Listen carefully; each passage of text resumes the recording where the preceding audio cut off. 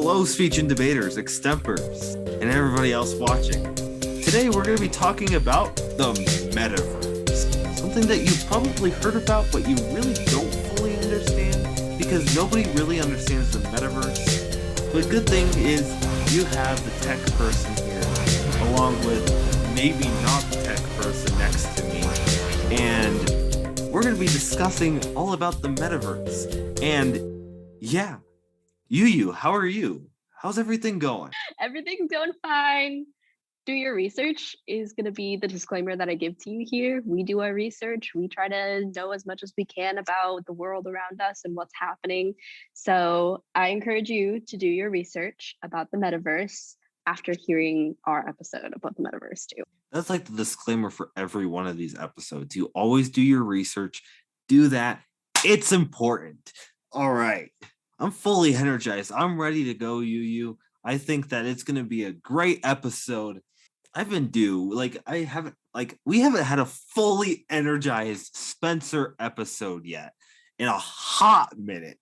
So, I am ready to go. And let's go into this. We're going to delve in.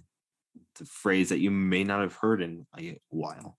So today, let's start by asking a very simple question.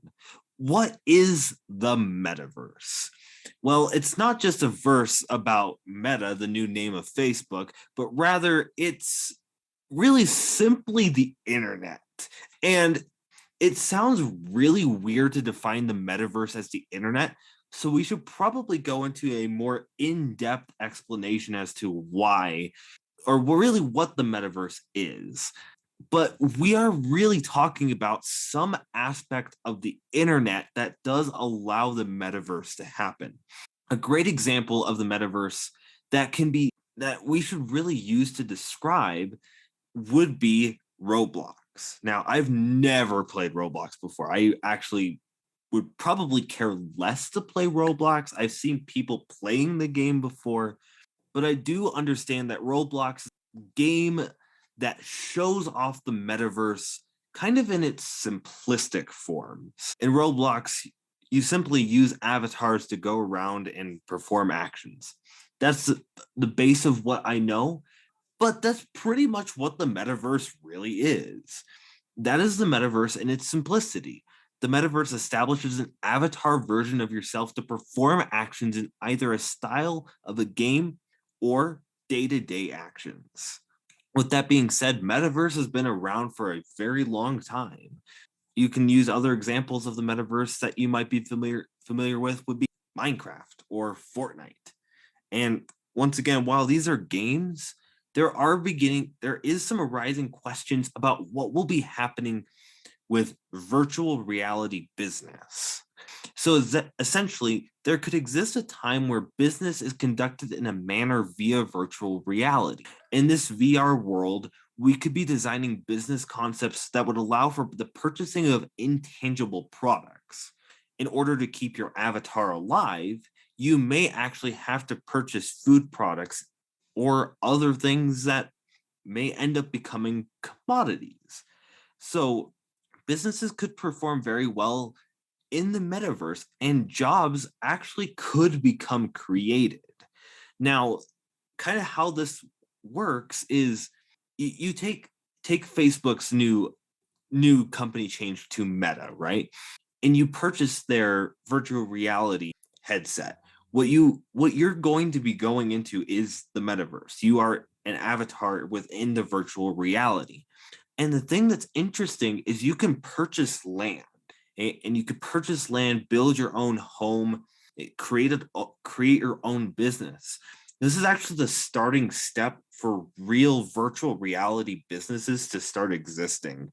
While I don't know exactly how fast those are taking off, it's certainly an interesting world that's starting to be created.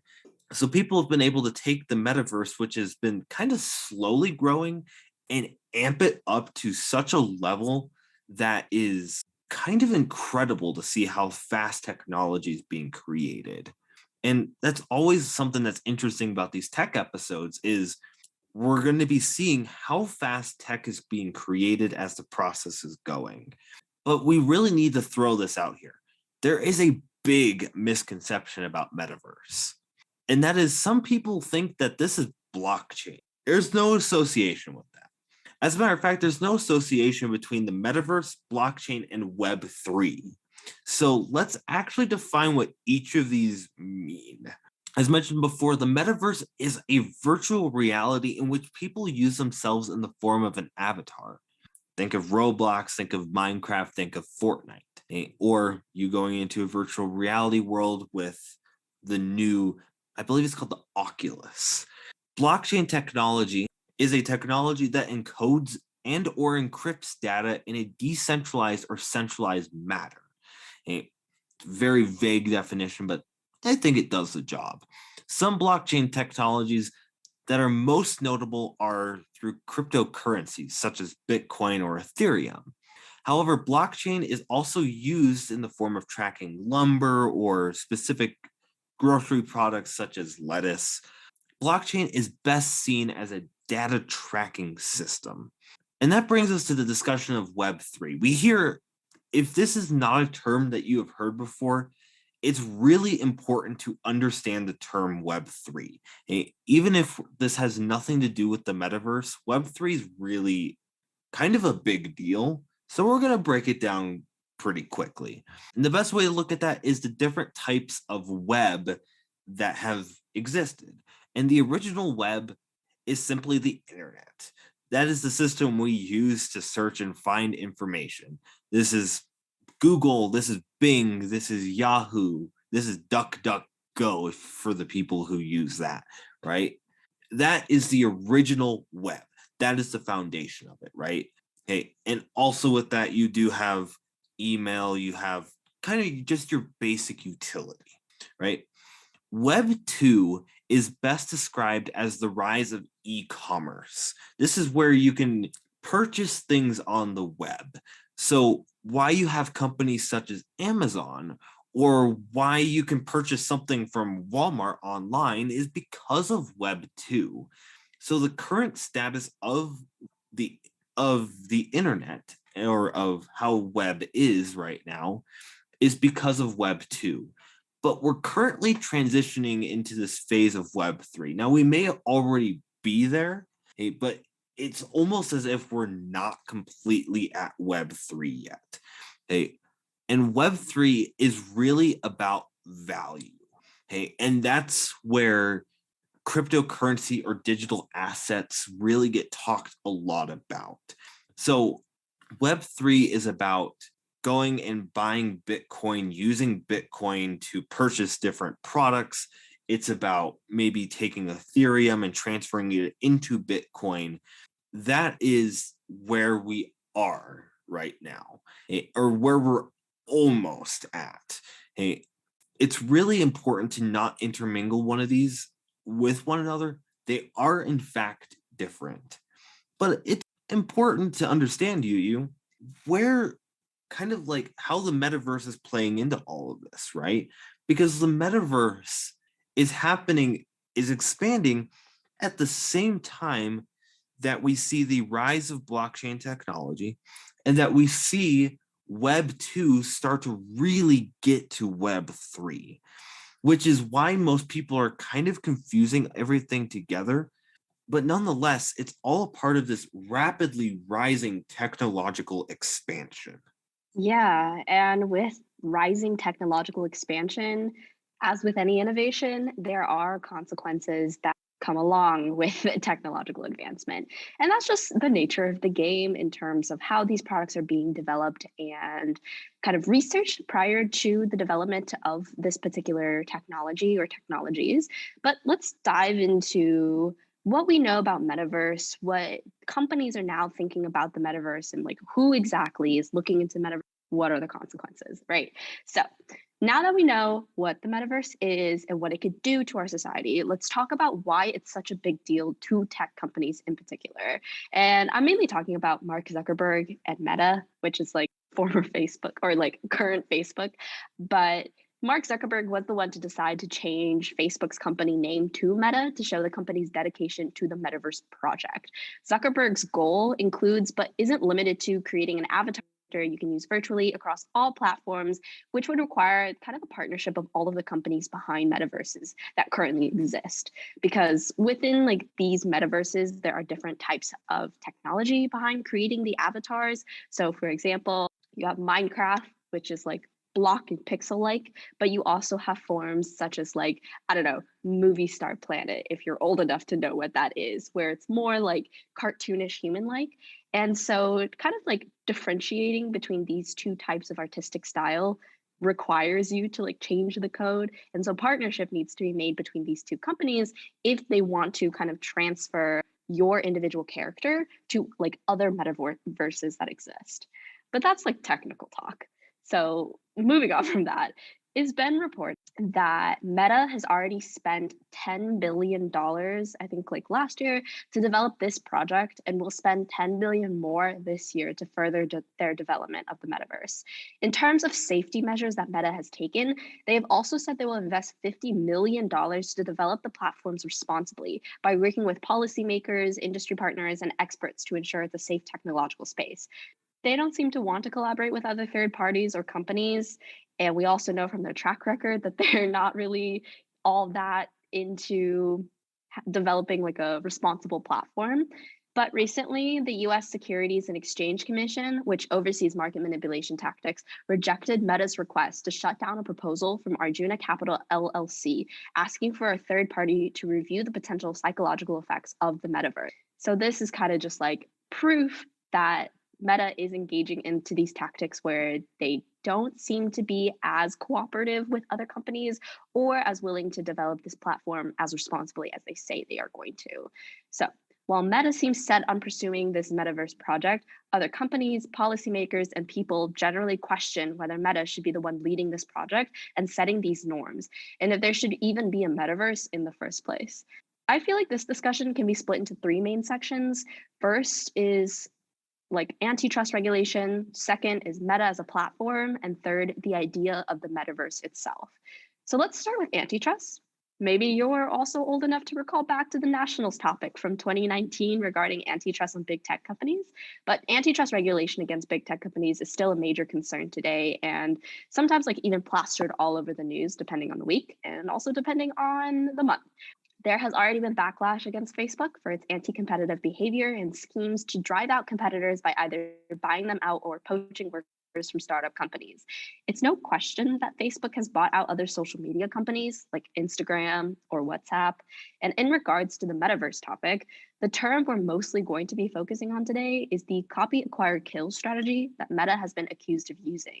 And what this just means is that because of Meta's vast power in the media realm, they have the ability to pressure startups or other social media companies to sell themselves to Facebook or be crushed by Facebook when competing on the market.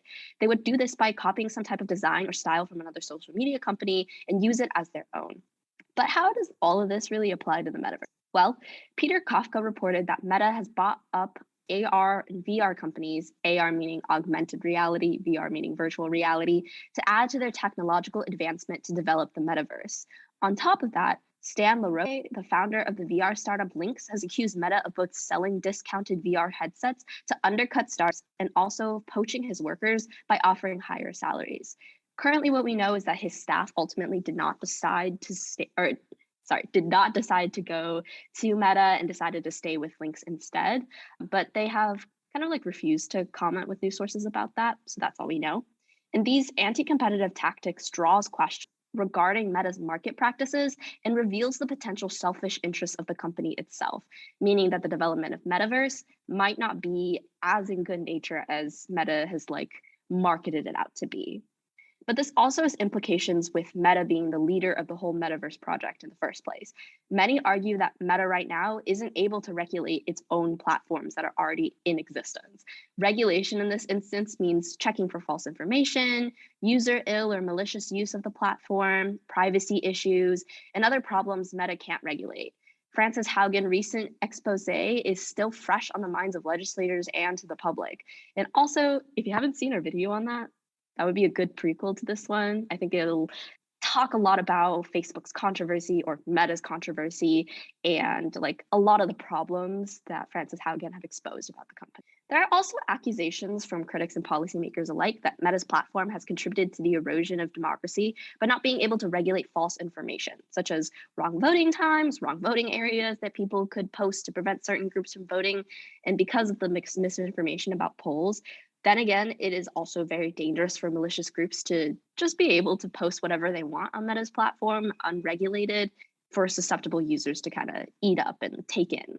Yet, because Meta has been buying out the competition and has become the leader to the Metaverse project, it's hard for other companies to even compete or advocate themselves as the ideal leading company for the project, in which case we're just left with Meta as the leading company to this project. And with all of the discussion we've done so far, it does assume that the metaverse should be a platform that is popularized. In a sense, it would be an escape from reality and similar to platforms like Roblox and Minecraft, like we've already talked about. But should it really exist on such a wide scale and to the same extent that Mark Zuckerberg wants it to be? Well, there are a couple of factors to consider before thinking about that. First is, can everyone access the metaverse in the first place? And if it does become popularized, it could potentially leave out the people that don't have internet access right now. Generally speaking, it would leave out those living in rural areas in the US or those that can't afford the internet. And the impacts of this can go much deeper when you realize how dependent we already are on the internet for our news, information, work applications, and others. If this shift to a virtual reality or if we shift to a virtual reality, then the people who don't have access are once again kind of left out of this whole process.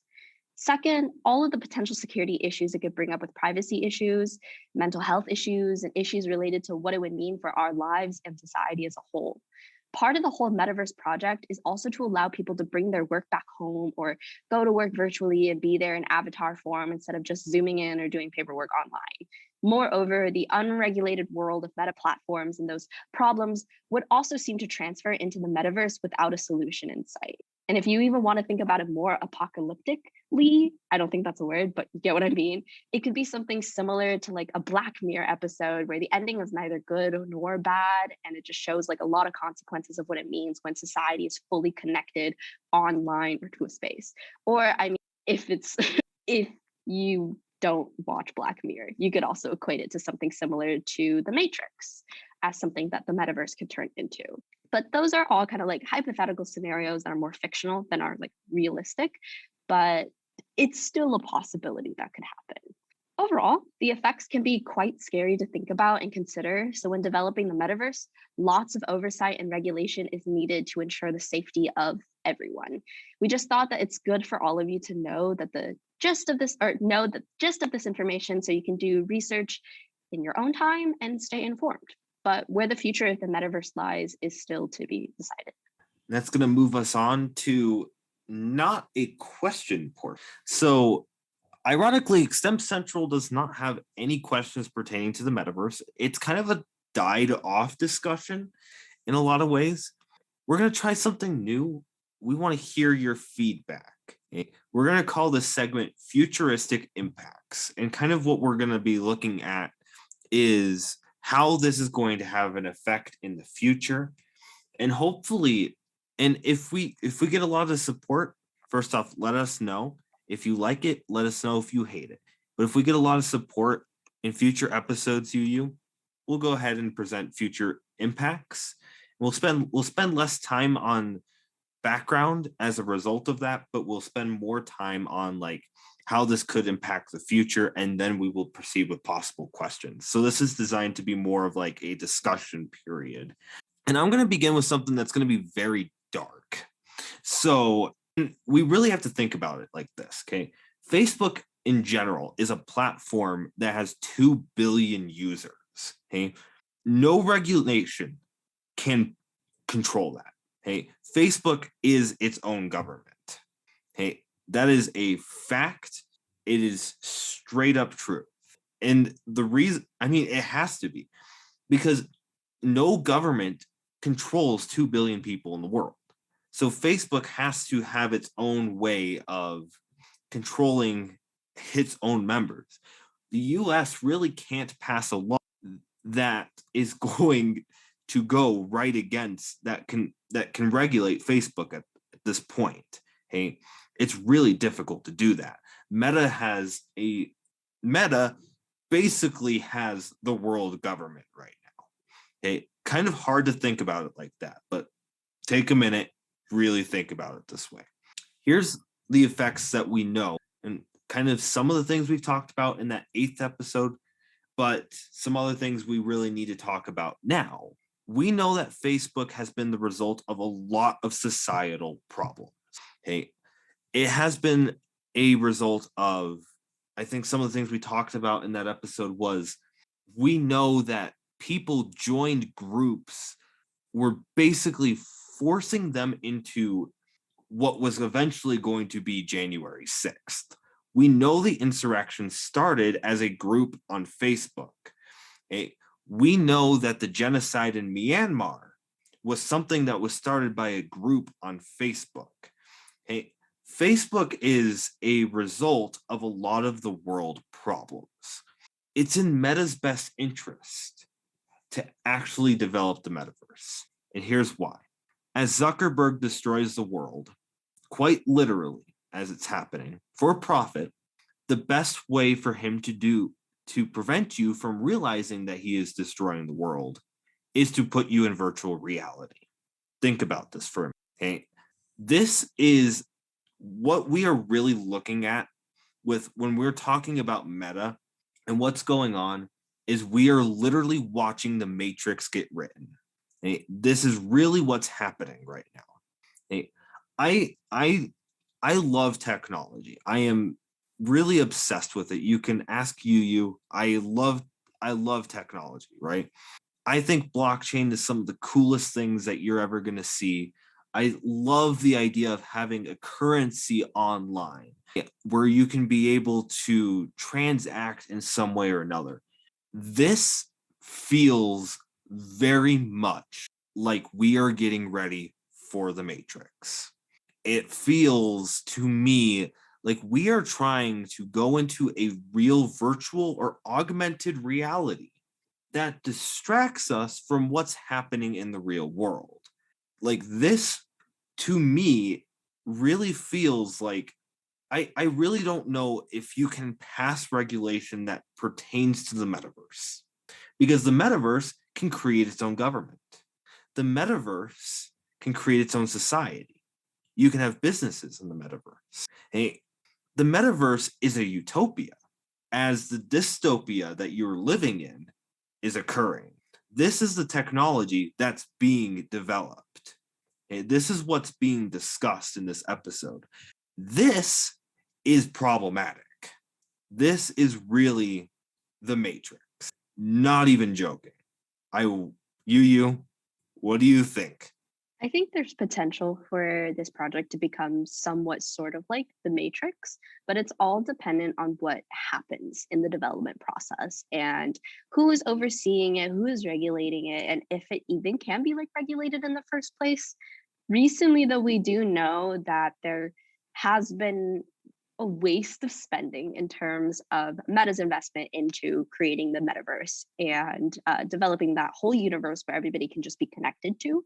And that could be like a major factor, or like it could factor in a lot of the issues that we don't really think about. But in terms of like when metaverse might be created, or like if metaverse can be implemented on such a global worldwide scale in the first place, is still like a question to be asked, because the feasibility of that doesn't seem like it would happen right now or like in our current status quo. But the technology and the development of this technology is still very much there and is being developed right now.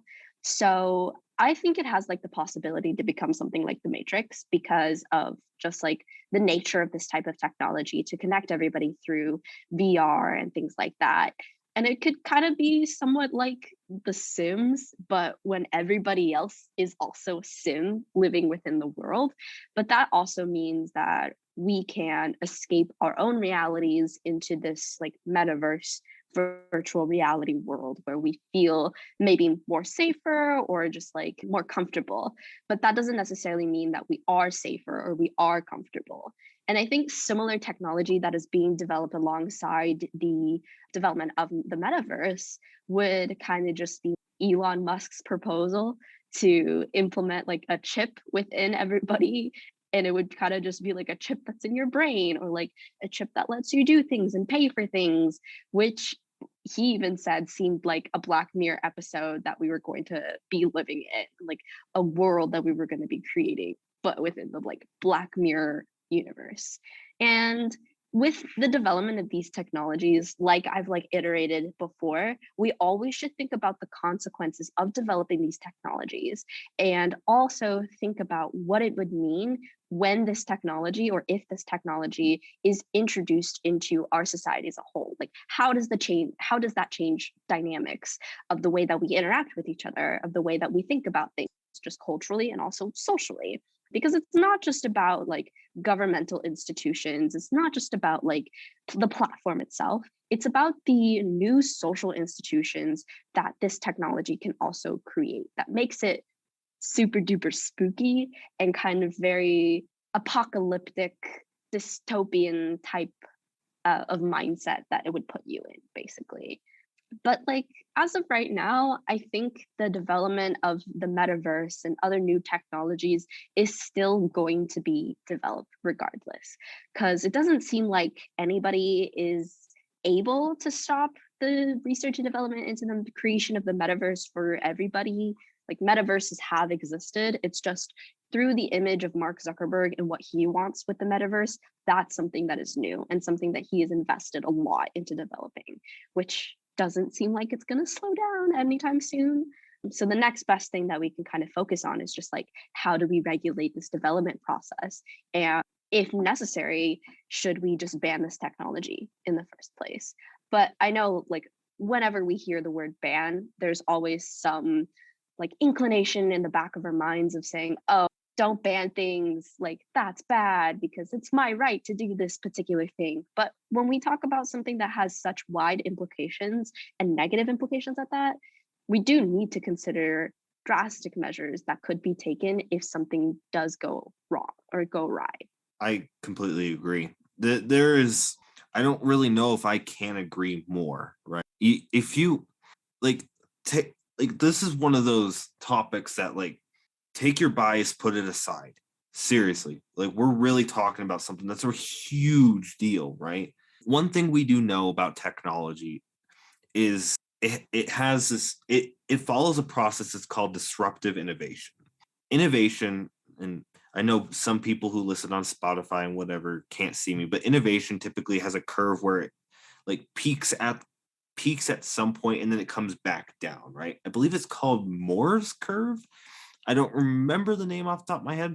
Definitely know it starts with an M though. Every kind of innovation typically peaks. Disruptive innovation only occurs with technology. And what it does is it starts at some point, and once it hits its peak, it follows again. It starts again. Okay, and then it peaks and it starts again. It's actually called, some people refer to them as S curves because it keeps going. Okay, and as technology continuously advances, it kind of gets to a point where it can almost become uncontrollable. And that's something that we get really concerned with. And ironically, that brings into the Andrew Yang argument of the UBI, right? Because this is really turning into a situation in which technology can, in fact, get out of control. And like, it's just one of those things that it should be, it, in my view, in my really in-depth understanding of technology, my love for technology, I think it's cool to go out and escape reality into a virtual world. And I love the idea. I love it so much.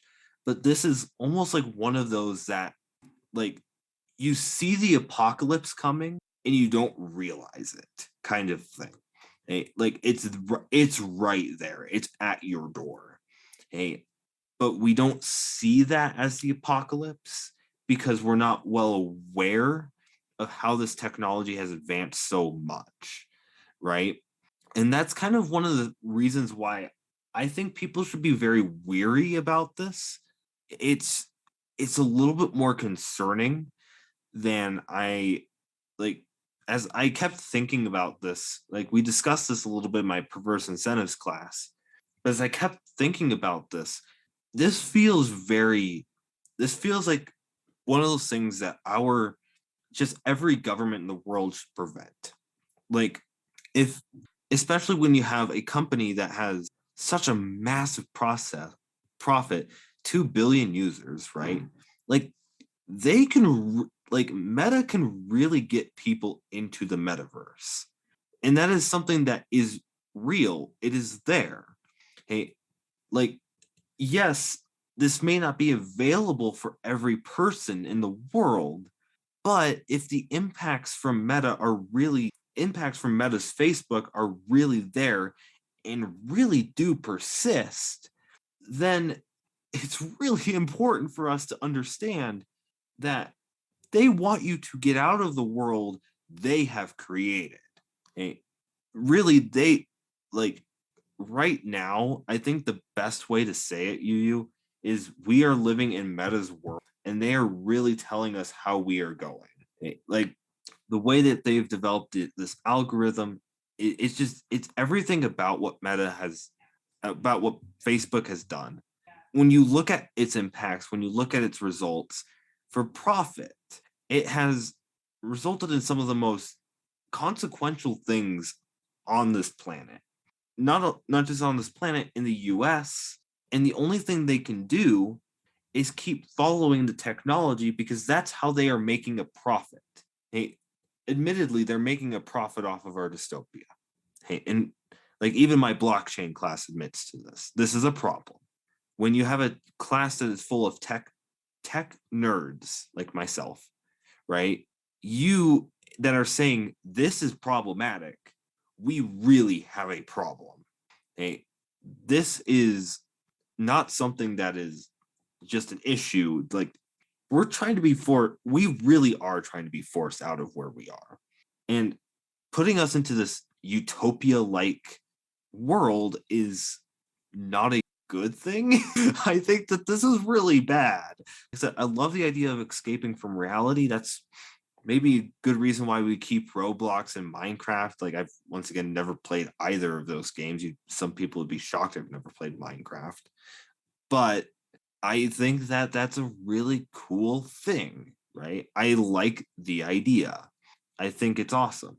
Creating your own world, like this is dangerous. This is actually dangerous for so many people. And Meta at some point can have the power to really get us all there. A lesson in what happens when you leave these types of powers unchecked for so long. And like we've only been able to kind of get at regulation and talks of regulation just recently in terms of antitrust on social media companies and calling out Mark Zuckerberg and his actions and Frances Haugen being a whistleblower for what Meta has been doing and what Meta has been ignoring that are real legitimate problems with their platform. And I think this is the problem that most people kind of tend to gravitate towards, especially critics, when they realize Facebook is trying to develop this metaverse and develop it to the fullest extent possible, is because they understand that Facebook's actions, like the Meta's actions, have not been the most ethical. And it doesn't seem like they have been regarding like the safety of their technology, but also the safety the humans, the users using their technology. And this is what has been causing a lot of the negative consequences that has arisen from the explosion of social media platforms, especially with like Facebook in itself. And I also think that this is a lesson in what happens like when one sole company has the ability to kind of dictate where the social media universe goes to, right? And like this is why antitrust has been such like a big topic in recent years, is because now there's a lot of attention being thrown onto Facebook and Facebook's ability to kind of just acquire startups and build their own technology and not really have any other competitors being able to contest their power in the platform. And having competitors can sometimes be good because they can keep each other in check and keep the technology that each other is making in check as well, to make sure that they're following ethical standards and doing everything necessary to consider all of the negative consequences that can arise from their innovation and their development of technology. Because there is a point where technology can be bad. And I tend to think that maybe we don't really think about like the negative consequences that can arise from technological innovation as much, because we see that so much in movies, we see that so much in TV shows, and to us it's just fiction, it's a TV show, and we don't ever really try to conceptualize what can happen in real life if the same kind of patterns happened in these fictional stories, because we just associate that solely with fiction. But what we tend to forget is that these pieces about the impacts and consequences of technological innovation, of a metaverse, like Black Mirror, like The Matrix, like every other book that talks about AI and it's like sci-fi fantasy, those books try to teach you lessons about technological advancement and what can go wrong when technological advancement is left unchecked and unregulated. And so really, this is a conversation surrounded about the metaverse, but this is also a conversation about innovation and when innovation can actually be a bad thing rather than a good thing. And so that's why we kind of mainly encourage you to do research on your own time and do more research to look into what metaverse is actually trying to do and what metaverse seems like, or like what path the metaverse is trying to take in terms of meta developing the metaverse, and not just like your average video game metaverse like Roblox or like Minecraft. And absolutely, this is important to research, right? But I do want to give like some kind of optimism, right? Because I've been pretty pessimistic, and there are some good things that come out of technological advancement. Let's really make sure we know that, right? As a matter of fact, technology's made a lot of people's life quite easier.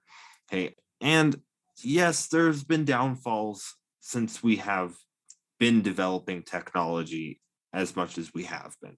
Hey, the real thing to keep in mind, like I think blockchain tech, like just to kind of throw this out here, I think blockchain technology is one of the really an amazing innovation or an amazing find, and that we now have the ability to go down this route to track data in a form that's basically borderless. Because this can hold people accountable. This can actually be really good for a lot of reasons. And not to take it to blockchain for a little bit, but like blockchain we know can be used to as a method of, here's putting in the data for the evidence that was collected against somebody that did commit a crime, right? That lawyers can use and lawyers can look at and share with their witness or share with their client. And then they can find that evidence that might be against it, right?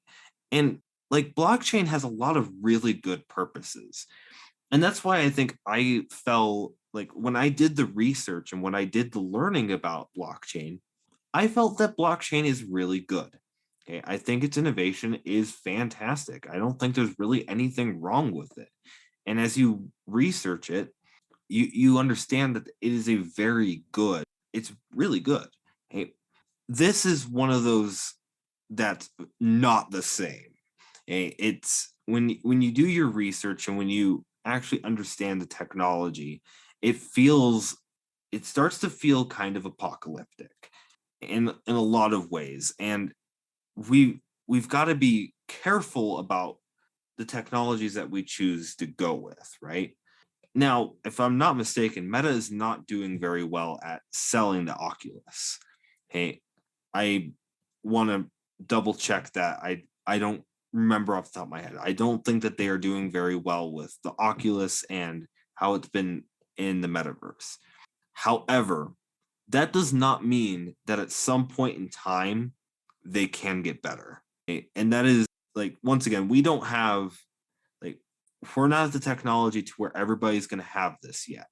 But the fact that the technology exists, right? This is a really bad comparison. I make bad comparisons on this show all the time. But it's like when we first tested the nuclear bomb. Like at first we were like, wow, it's a nuclear bomb, right?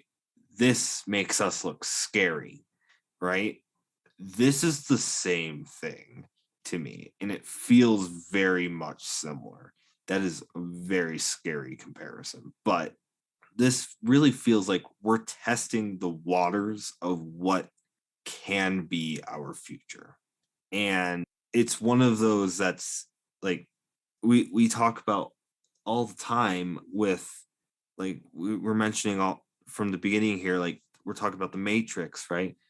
We know like Elon Musk developing the human robot, right?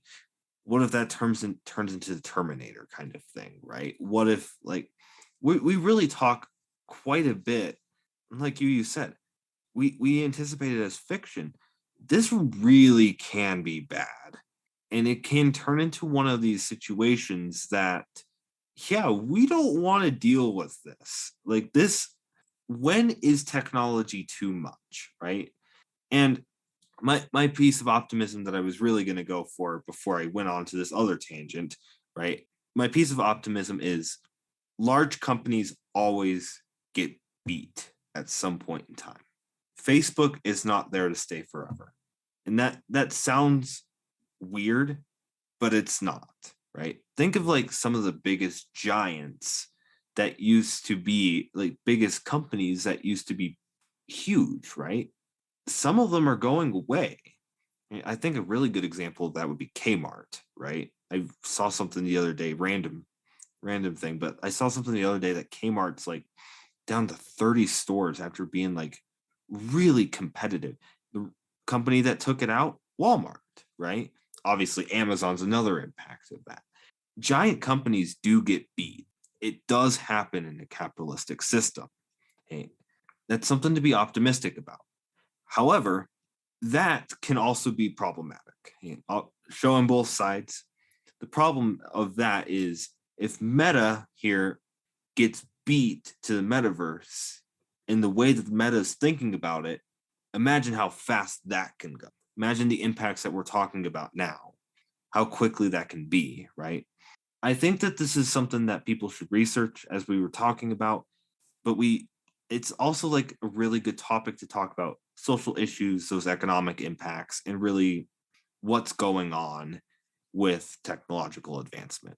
Yeah, it's just a lot to think about when it comes to technological advancement, we feel. But the emphasis of this episode was kind of just the consequences that technological advancement can have, but also some solutions that we could like pursue in order to check back against the negative consequences of advancements.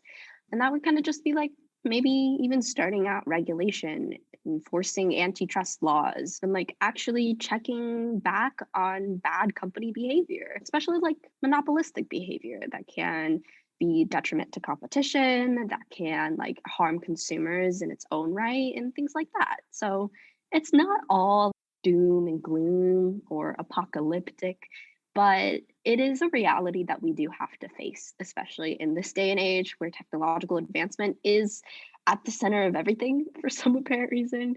But yeah, I think this episode was like a good introduction in tech rather than just like our Facebook episode on Frances Haugen. Yeah, and I don't have anything else. I think I'm good to wrap it up if you are. Cool. Yeah, I feel like I'm ready to wrap it up. So I hope you enjoyed this episode. I hope you get the one in the round. If you don't, let us know how you did. Let us know how we did. If you have any questions or concerns, feel free to DM either me or Spencer or our social media platforms. Oddly through Meta, but it's okay. It's okay. We also have Twitter. So that is at the Half Hour Extemp podcast. Noah will most likely be the one responding to you, but it's okay. She'll link your messages to us. It's all good. It's all good. So yeah, make sure to hit the subscribe button to our YouTube channel and ring the bell so that you don't miss these early episodes that are posted on our YouTube channel faster than on desktop, but also support One Class. Thank you so much for listening. Thank you so much for your support, and we will see you in the next episode. Thank you all so much for watching, and until next time, we will see you all later.